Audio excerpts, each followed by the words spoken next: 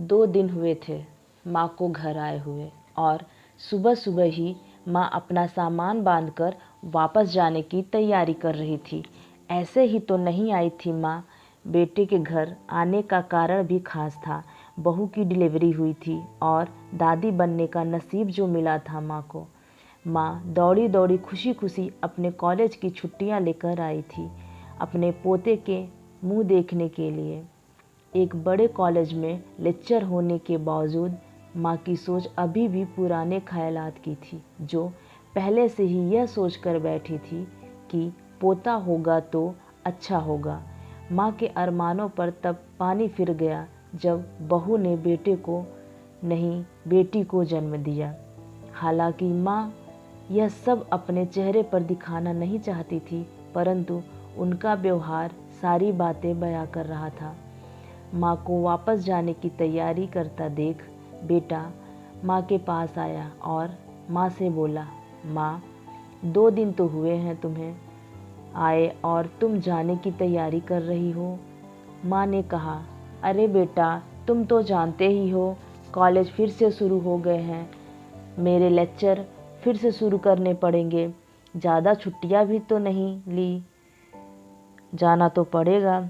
लेकिन तुम चिंता मत करो, थोड़े ही दिनों बाद मैं और तुम्हारे पापा हम दोनों ही वापस आएंगे। अगले दिन सुबह सुबह माँ नहा धोकर जाने के लिए तैयार थी। बेटा किचन से चाय बनाकर माँ को देता है। माँ बेटे से बहू और पोते के बारे में पूछती है और बेटा कहता है दोनों सो रहे हैं। माँ बेटे से कहती है, खुशी की बात है बेटा, तेरे यहाँ लक्ष्मी ने जन्म लिया, लेकिन मेरी मानो तो अब तुम और बहू मिलकर एक बच्चा प्लान कर लो ताकि फैमिली पूरी हो जाए। हो सकता है मेरी बातें तुम्हें पुराने ज़माने की लगे, लेकिन थोड़ा प्रैक्टिकल होकर सोचो। बेटा अच्छे से जानता था कि माँ जो कह रही थी और जो कहना चाहती थी यह दोनों बहुत अलग थी। बेटे ने अपनी जेब से फ़ोन निकाला और उस पर आई कई मैसेज माँ को दिखाए और बोला, माँ देखो तुम्हारी बात तुमसे पहले यह दर्जनों लोग मुझे मैसेज में कह चुके हैं। हर कोई डायरेक्टली या इनडायरेक्टली मुझे यही कहने की कोशिश कर रहा है कि बेटा होता तो अच्छा होता, या फिर आगे बेटे को प्लान करो। माँ तुम मुझे जो भी समझाने की कोशिश करो, लेकिन मैं यही कहूँगा कि तुम और पापा दोनों ही अभी भी पुराने ज़माने की सोच में पकड़े हुए हो।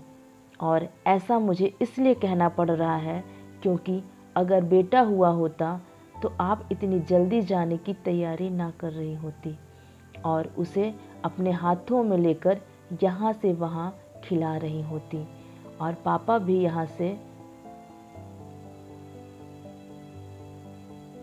यहाँ पर होते। 21वीं सदी में जी रहे हैं हम, फिर भी ऐसी मान्यता है और आप दोनों से मुझे यह उम्मीद नहीं थी। आप हज़ारों बच्चों को लेक्चर देते हो और खुद इस तरह के विचार रखते हो। अगर आप मानते हो कि बेटा और बेटी दोनों होंगे तभी फैमिली कंप्लीट होगी, तो मेरे एक सवाल का जवाब दीजिए कि मैं अकेला क्यों हूँ, मुझे कोई बहन क्यों नहीं है। माँ के पास बेटे के सवालों का कोई जवाब नहीं था। वह अपनी नज़रें झुकाए वहाँ से चली गई। बेटा अपनी माँ से बहुत प्यार करता था। वह उनका अपमान बिल्कुल नहीं करना चाहता था, लेकिन गलत विचारों का समर्थन भी करना उसे ठीक नहीं लगा। यह सारी बातें बहू ने भी सुन ली। बेटे ने उसके पास जाकर उसका उतरा चेहरा देखकर उससे समझाते हुए कहा, देखो चारू, तुम्हें माँ की बातों से या किसी और की बातों से परेशान होने की ज़रूरत बिल्कुल नहीं है। मुझे कोई फ़र्क नहीं पड़ता कि मुझे बेटा हुआ है या बेटी। मेरे लिए यही बड़ी बात है कि मेरी बेटी स्वस्थ और खुश है।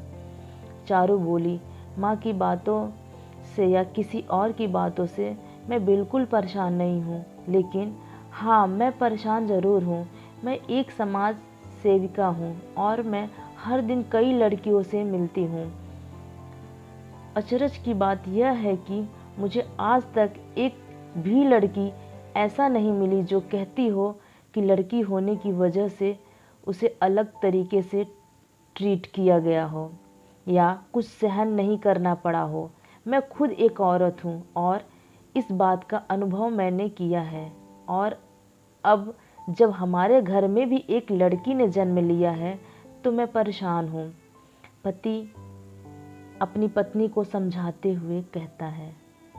कल्पना चावला, रानी Lakshmibai, PV Sindhu, Pratibha Patil, mother Teresa, Kiran Bedi, list इतनी लंबी है कि कभी ख़त्म ना हो। क्या इन सब ने यह सब फेस किया होगा? ज़रूर किया होगा, लेकिन उन्होंने दुनिया को जो साबित करके दिखाया है और जिस मुकाम पर वह पहुंची हैं वही हर लड़की को हौसला देने के लिए काफ़ी है। और इन सब में जो सबसे पहला नाम आएगा वह हमारी बेटी को हौसला देगा।